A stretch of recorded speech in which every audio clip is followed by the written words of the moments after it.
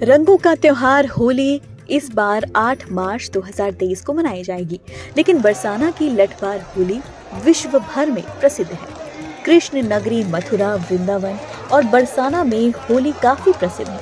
इसका कारण ये है कि यहाँ लोगों के होली खेलने का अंदाज बहुत निराला है। कहीं फूलों की होली खेली जाती है, कहीं रंग गुलाल लगाए जाते हैं, तो कहीं लड्डू और कहीं लठमार होली मनाने की परंपरा है। बात करें लठमार होली की, तो इस होली को देखने और खेलने के लिए दूर दूर से लोग आते हैं। लठमार होली को राधा रानी और भगवान श्री कृष्ण के प्रेम का प्रतीक माना जाता है।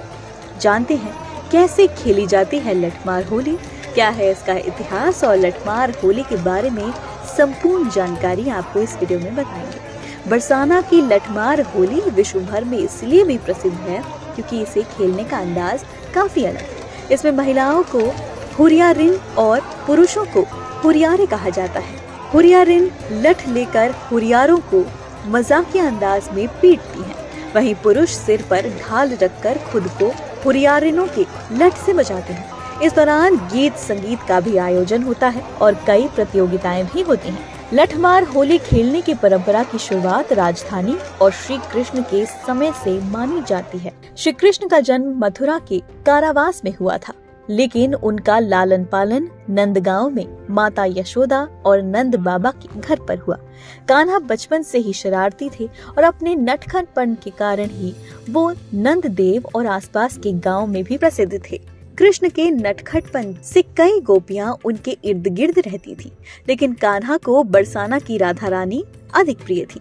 होली से कुछ ही दिन पहले कृष्ण अपने दोस्तों को लेकर बरसाना में गोपियों के संग होली खेलने जाते थे, लेकिन जब कान्हा और उनके सखा गोपियों को रंग लगाने जाते थे तो गोपियां उन्हें लठ मारती थी। लठ से बचाने के लिए कान्हा उनके सखा ढालों का प्रयोग करते थे और लठों से बचते हुए कान्हा और उनके मित्र गुलाल उड़ाते थे। इसी घटना के बाद नंदगांव के पुरुष यानी हुरियारे और बरसाना की महिलाओं के बीच लठमार होली खेलने की परंपरा चली।